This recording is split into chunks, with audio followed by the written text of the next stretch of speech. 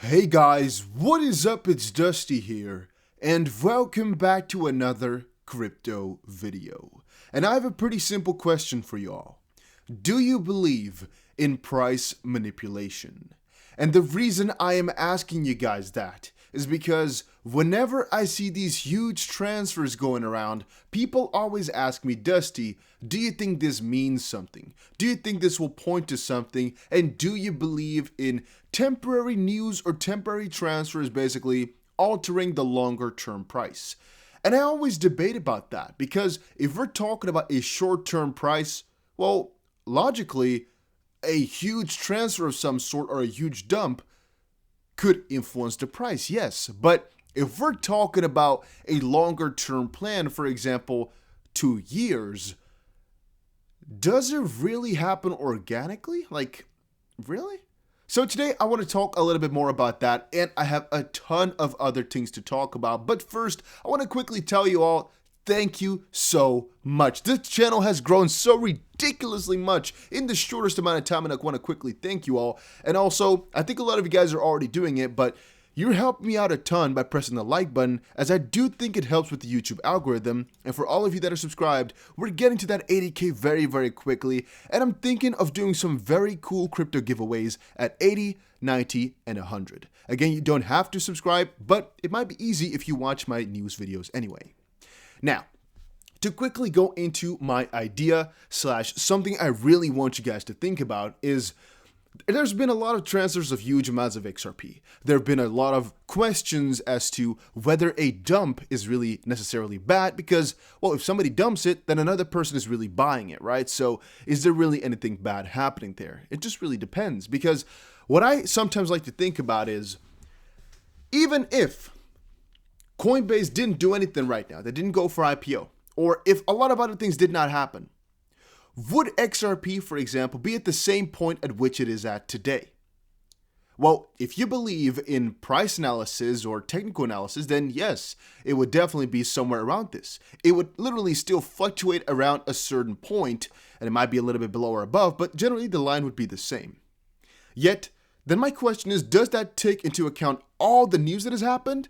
Well, partially, because then following that theory, the news should be the reason why the price is a little bit above or a little bit below, or the sentiment could, above the general line you're thinking about. But then my wonder is, well, does all the news matter then at all? And really, if we're starting to think about XRP over a shorter term, could we still reach $1, for example, without actually getting that lawsuit fixed? Well, some might argue, say, no, of course not, we have to get this lawsuit. Some will say, yeah, of course we can. Think about it from my perspective, right? The way that I see it, it's like, well, XRP got to $3, $4 without any lawsuit, without any clarity. So yes, they can get there again. You might say, Dusty, but they're being sued right now. Yes, they are. But does that really matter for a $1 price valuation? Why would it matter and why would it not? Well, in my opinion, the XP price, with a lot of these cryptos as well, is manipulated anyway. And if you believe in technical analysis, well, you can really draw a lot of graphs, you can do a lot of TA, but you're not really taking into account any of the news. And that really makes me wonder, does news really matter? Do the regulations really matter? We would all say yes, of course. But then, does TA really matter? Does that really work then?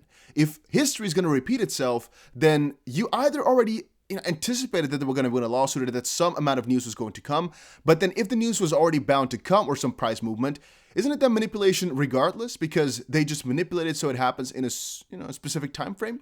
Again, that's just something to think about that I really have stuck in my mind, and I want you guys' opinion on that. You're the easiest people I can share it with to get a response, basically. So if you have any thoughts on that, let me know in the comment section down below. I will read every single thing, right? Every single thoughts you guys have, because this is something I really am wondering about, and I don't think I can get out of this myself.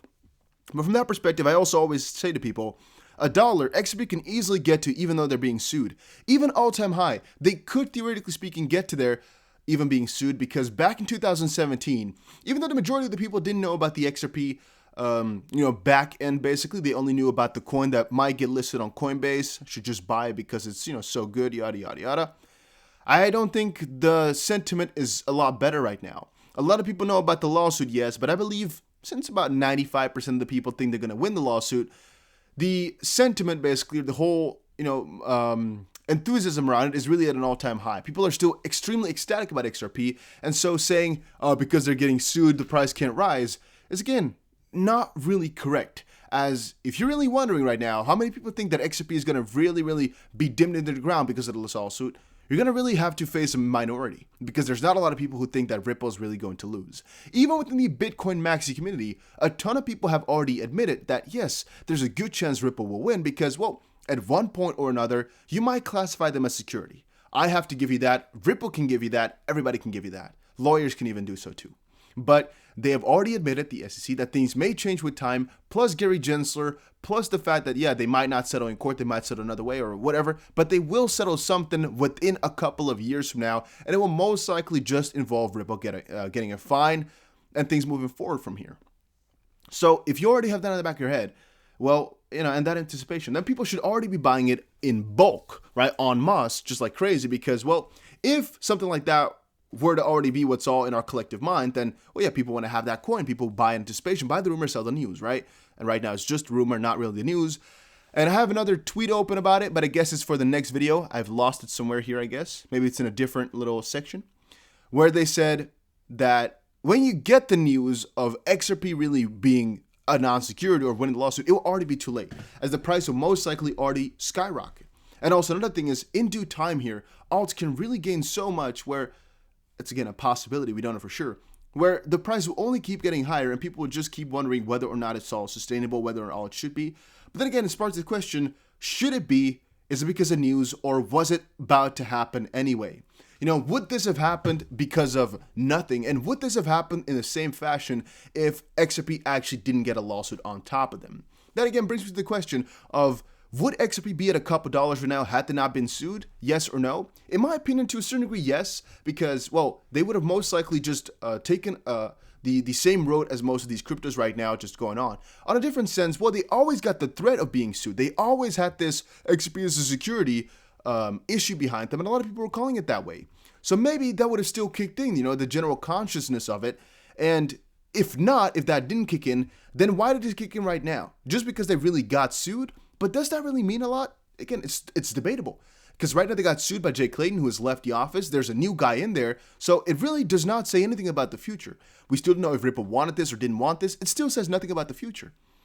We don't know at all if Ripple actually is completely prepared. Well, most likely they are.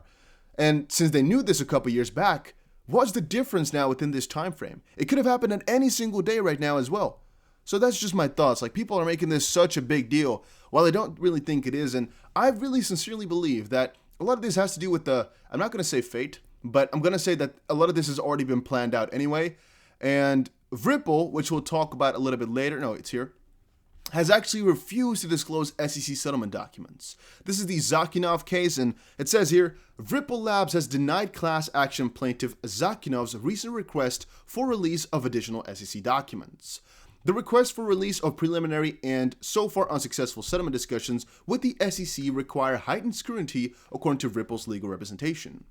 And from that perspective, I really don't know why they did that.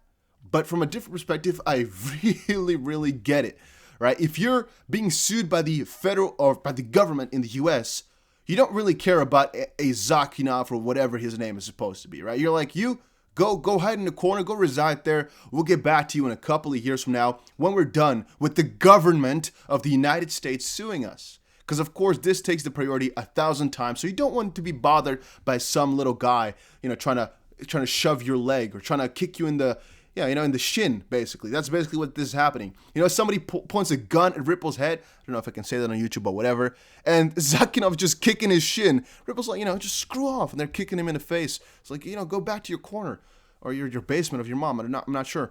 Just purely because it really makes no sense. This guy's just after a little bit of money with no backing at all. Because, well, what is he suing them for? For nothing, right? He's just suing because he's an opportunist and a guy who thinks he can make a quick buck of this whole ordeal. As if you really start to think about it, who thought that they were buying something from Ripple? Who has ever, one of us, right? Who has ever bought something directly from Ripple? None of us has. So that whole thing also fades away. And a lot of this stuff is just people seeing an opportunity, trying to sue them for a quick little buck. It makes no sense. But that's, again, the United States of America on you as well with the whole lawsuit system. But think about it sometimes. I think about this. Has Ripple got something to hide? There's two sides to this. For example, one is they do not want to give this because this might lead to further lawsuit. This might lead to further accusations. This might lead to more difficulty. Two is, well, they just not want to, let anything go because they're in a lawsuit right now. So they don't want to let anything go that they've disclosed with the SEC because it can be taken out of proportion or can be perceived difficultly or just might hurt them in the long run. And three, Ripple already planned this for a very long while. Ripple has some secret info that they're not sharing that they've just, talked about with the SEC. And thus, that could either be positive for us, where they're like, well, Ripple wanted this all to happen. And a difference could also be negative to us, where Ripple knew it because they've been alleged to just already be doing this for a little while, and they kept denying it, kept not saying something to us. Because if you think about it, Ripple has really quite often put a couple of hints down that if XRP were to be deemed a security, they would just move.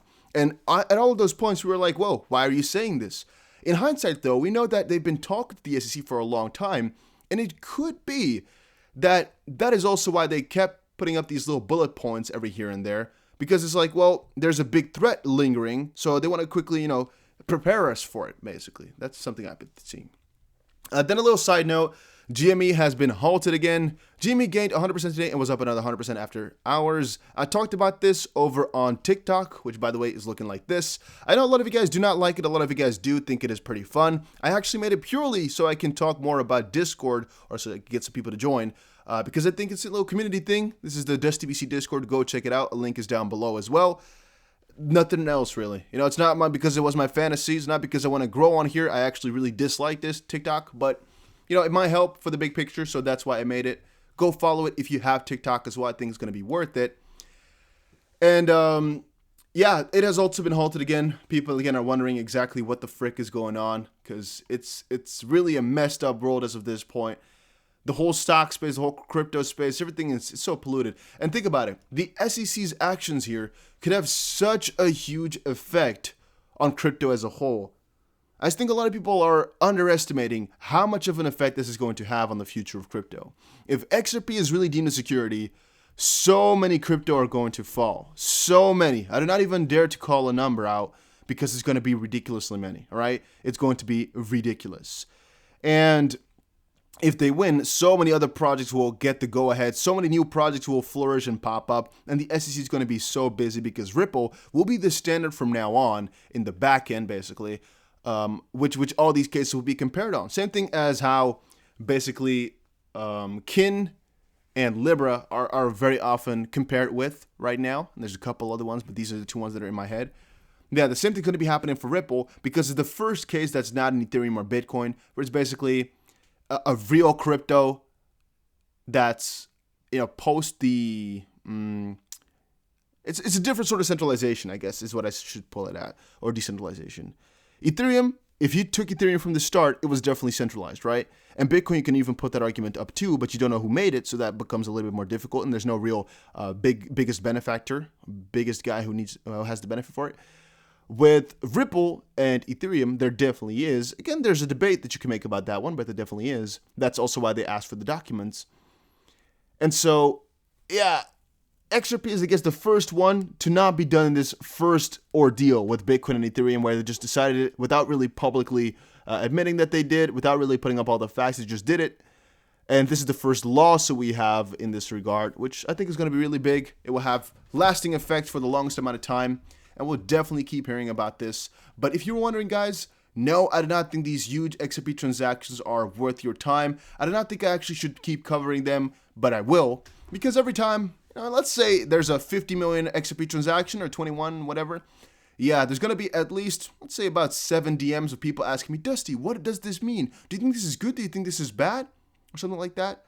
By the way, a payment of 0.4 Bitcoin was just made via a confirmed giveaway scam. Oh my days, guys. Be careful with all these scams. Down below in the comment section, by the way, there are a ton of people impersonating me. It is not me who's sending you a message, all right? I'm never telling you guys to go and text a number or that I know an advisor. It is not me. Please warn others by putting, oh, that's a fake, Dusty. That's fake. Don't reply. That's fake. It's a scam. That's fake. Just put that down below to warn others, because I also get emails and DMs from that all the time saying, oh, Dusty, somebody's acting like you. And all I can say is, well, it happens about 1,000 messages a day, about 100 accounts a day. Yeah, it's nothing new.